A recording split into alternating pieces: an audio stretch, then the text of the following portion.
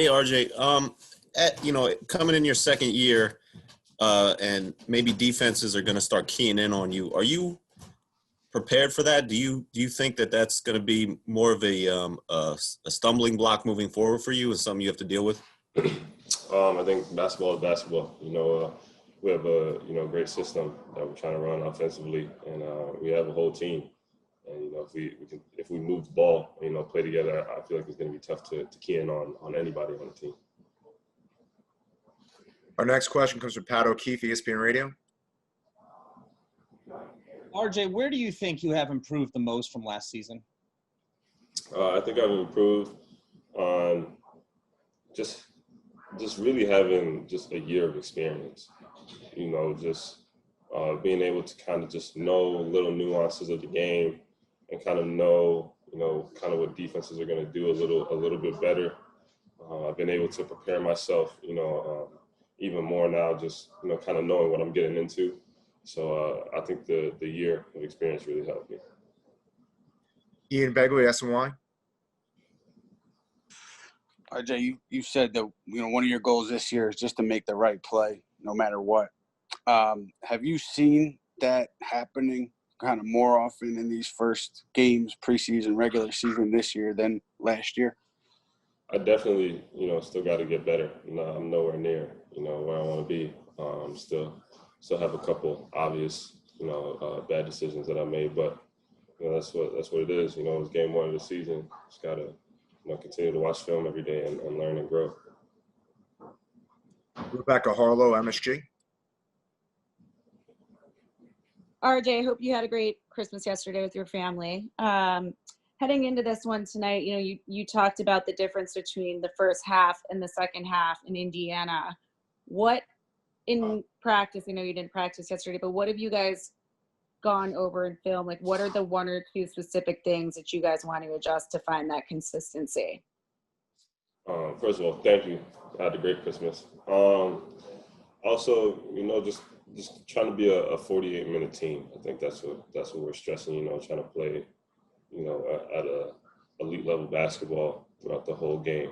And that's just kind of what we're stressing.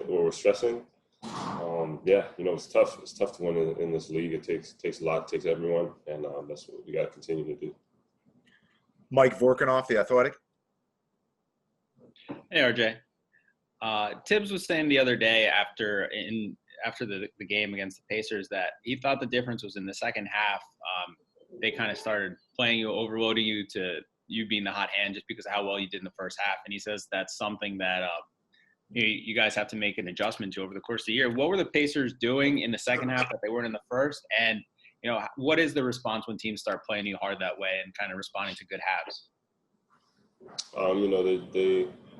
They started playing the pick and roll differently, but like Tip said, it's something we gotta adjust to, gotta learn to deal with when they start doing that, and that's just a part of growing. That's a part of being a team, just learning what to do in those situations and still be successful. Steve Popper, Newsday. Hey, RJ. When you guys are preparing for teams like Philly and Milwaukee this early in the season, are you guys focused more on what you do or specific to teams? Are you focusing on basically your own game plans and what you guys have to do well? I think both. I think every team you gotta scout the team. You gotta know what they're doing, but also you gotta focus on what our team has to do to be successful. So I think it's a little bit of both. Mark Berman, New York Post. Hey, RJ. The Garden hasn't been a great home court advantage for the Knicks for a few years, and now you don't have fans. How do you make it a home court advantage? How do you make the Garden work for you guys? Actually, having no fans might be an advantage. I know if I was a competitor coming into the Garden with all those fans, I'd want to have a great game. So coming in there with no fans actually probably gives us an advantage that way too. I think it's just you got to go out there and play basketball. We have time for two more questions. Rebecca Harlow, MSG. And RJ, just kind of following up on that point that you're making and what Mark is talking about, it's also, how special the Garden is. So fans or not, how excited are you to take the Florida night home opener at the Garden? And what just take us inside your mind on that. I know it means a lot to you. Yeah, man. MSG, it's the best place to play at, in my humble opinion, and it's got to protect home court. Got to protect home court.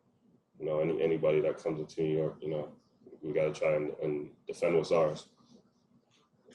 And our last question comes from Steph Bonnie, the Daily News.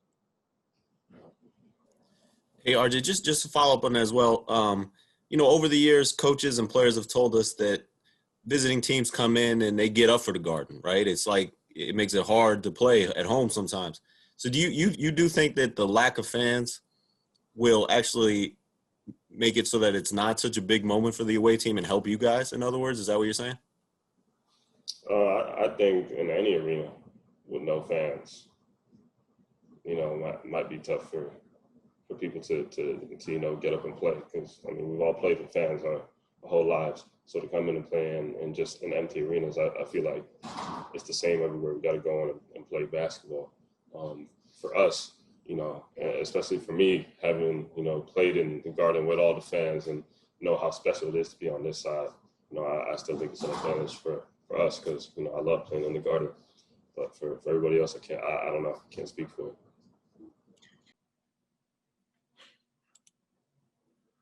Our first question comes from Jonathan Macri of Knicks Film School. Hey, Theo. How you doing? So you got a little bit of time as the, backup co-point guard in the last preseason game. With Emmanuel quickly out, have you been told, whether or not to anticipate possibly having a little bit more of those responsibilities in the games this weekend?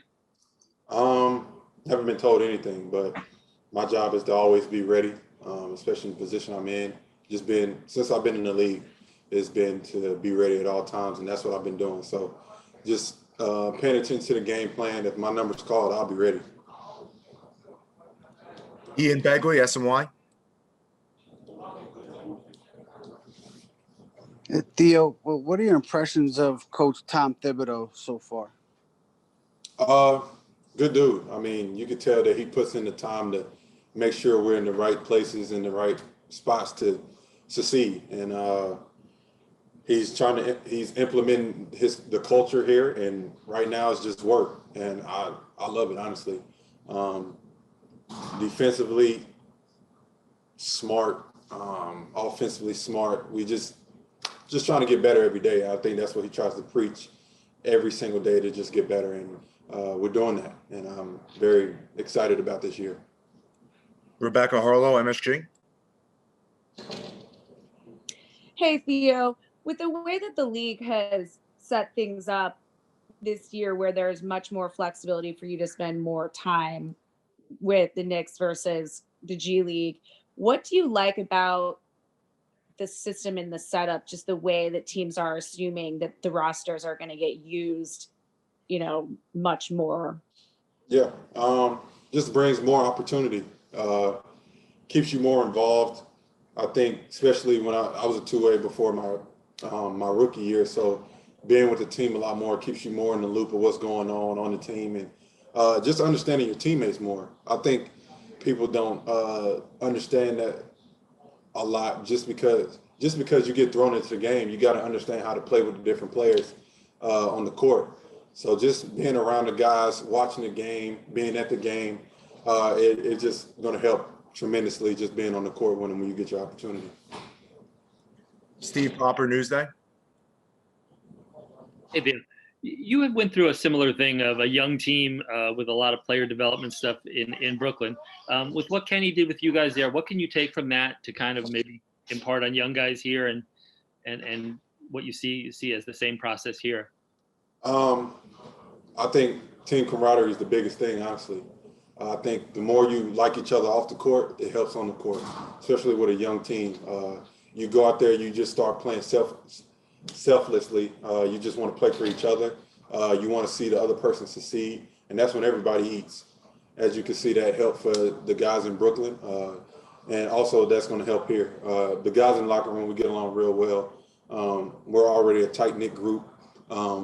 Even after the loss on Indiana, we already started talking to each other, what we saw on the court, what we can do better, how we can get each other better shots on the court, how we can finish games. So for us to react to a loss like that early is big time, in my opinion. Mark Berman, New York Post. Hey, Theo. Yeah, so you've been a net and a Knick. What do you make of the two different fan bases that you've experienced so far? I mean, it's New York. New York market loves basketball. So, but there's Knicks fans all over the world. I mean, Brooklyn just became a team just recently, but there's Knicks fans all over the world. The following is unbelievable. So it's been good. Steph Bondi, Daily News. Hey Theo, just watching from afar, you obviously were with KD and Kyrie last season. Just watching them and what they're doing, are you surprised at how quickly that's working out for them? I mean, they're great players. Everybody knew that, so not really shocked about it. But like I said, I'm a Knick now, so I'm worried about what's going on here. We have time for two more questions. The next question comes from Pat O'Keefe, ESPN Radio. Hey, Theo, I know you have nothing to compare it to because you didn't play with him last year, but what is RJ Barrett like in practice? He looks different so far this year. Yeah, it's just confidence. That's the biggest thing in this league. He understands that the game is, you can just tell already the game slowed down for him. He's letting the game come to him. When you get that year under your belt, you feel more relaxed out there. You're just playing basketball again. I mean, especially when you come in as number 3 pick and you get all that pressure on you, you just want to go out there and succeed. And then once you get that year under your belt, you're just going out there playing basketball. And that's what he's doing. And our last question comes from Peter Body, the New York Post. Theo, I just wanted to get back to Durant for a second. What did you see in his work ethic last year as he was rehabbing, and all the work that he put in to get back to playing this year?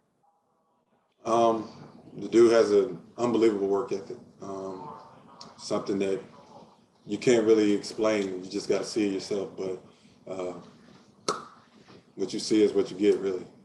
Really good dude.